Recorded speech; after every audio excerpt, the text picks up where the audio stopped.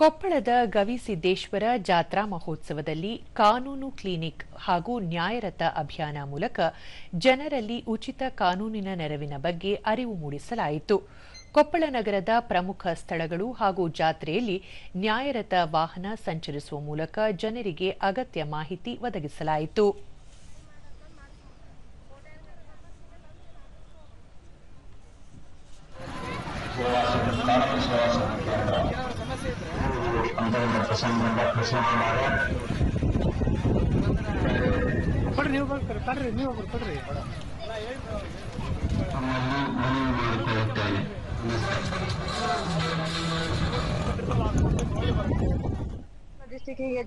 ದೂರದರ್ಶನದೊಂದಿಗೆ ಲಕ್ಷ್ಮೀ ಬಾರಕೇರ ಬಡವರಿಂದ ಯಾವುದೇ ಹಣ ಪಡೆಯದೆ ಉಚಿತವಾಗಿ ವಕೀಲರು ನ್ಯಾಯ ಒದಗಿಸಿಕೊಡುವುದರ ಬಗ್ಗೆ ಮಾಹಿತಿ ನೀಡಿರುವುದಾಗಿ ತಿಳಿಸಿದರು.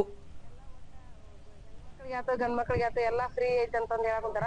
ವಕೀಲ್ರು ಯಾರ ದೌರ್ಜನ್ಯ ಮಾಡಿ ಆಸ್ತಿ ಸಹಿ ಮಾಡಿಸ್ಕೊಂಡಿದ್ರು ವಾಪಸ್ ಗೌರ್ಮೆಂಟ್ ವಕೀಲ್ರು ವಾಪಸ್ ತಿರುಗಿಸ್ಕೊಡ್ತಾರ ಅಂತಂದ್ ಹೇಳಕುಂತಾರ. ಇಲ್ಲಿ ಕೊಪ್ಪಳ ಜಾತ್ರೆ ಒಳಗ ಗವಿಸಿದ್ದೇಶ್ವರ ಆಶೀರ್ವಾದದಿಂದ ನಮ್ಗೆ ಆಸ್ತಿ ವಾಪಸ್ ಬರ್ಲಿ ಅಂತಂದ್ ಇಲ್ಲಿ ಕೇಳ್ಕೊಂತ ಒಂದು ಕಲ್ಪಿಸಿಕೊಡ್ತಾ ಇದೆ.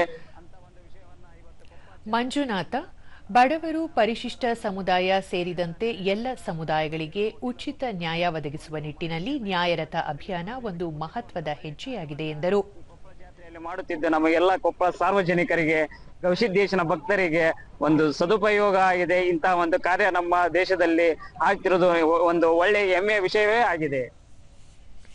ಸ್ವಯಂ ಸೇವಕ ನಿಜಾಮುದ್ದೀನ್ 3 ತಿಂಗಳ ಕಾಲ ನಡೆಯುವ ರಾಷ್ಟ್ರೀಯ ಲೋಕ್ ಅದಾಲತ್ ಹಿನ್ನೆಲೆಯಲ್ಲಿ ನ್ಯಾಯರಥ ಹಾಗೂ ಕಾನೂನು ಕ್ಲಿನಿಕ್ ಮೂಲಕ ಅರಿವು ಮೂಡಿಸಲಾಗುತ್ತಿದೆ ಎಂದು ಹೇಳಿದರು.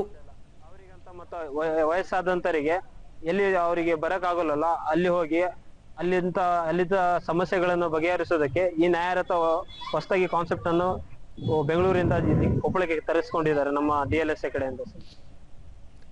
ಜಿಲ್ಲಾ ಕಾನೂನು ಸೇವಾ ಪ್ರಾಧಿಕಾರದ ಅಧ್ಯಕ್ಷ ಸಿ ಚಂದ್ರಶೇಖರ್ ಜಾತ್ರೆಯಲ್ಲಿ ನ್ಯಾಯರಥ ಮೂಲಕ ಸುಮಾರು 5 ಲಕ್ಷ ಜನರನ್ನು ತಲುಪಿದ್ದು ಅವರಲ್ಲಿ ಉಚಿತ ಕಾನೂನು ನೆರವಿನ ಬಗ್ಗೆ ಅರಿವು ಮೂಡಿಸುವಲ್ಲಿ ಯಶಸ್ವಿಯಾಗಿರುವುದಾಗಿ ತಿಳಿಸಿದರು. ನ್ಯಾಯರಥ ಕೊಪ್ಪಳಕ್ಕೆ ಬಹಳ ಜನರಿಗೆ ಪ್ರಯೋಜನ ಆಗಿದೆ ಅಂತ ನಾನಾದರೂ ಭಾವಿಸ್ತೇನೆ.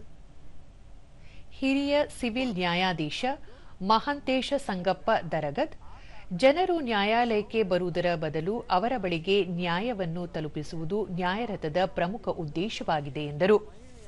ವೃದ್ಧರಿಗೆ, ವಯಸ್ಸಾದವರಿಗೆ, ಮಕ್ಕಳಿಗೆ ಮತ್ತು ಅಂಗವೈಕಲ್ಯ ಇದ್ದಂಥವರಿಗೆ ಇವರೆಲ್ಲರಿಗೂ ಸಹ ಕಾನೂನಿನ ಅರಿವು ಮತ್ತು ನೆರವನ್ನ ಕೊಡುವಂತ ಅವಕಾಶ ಇದೆ.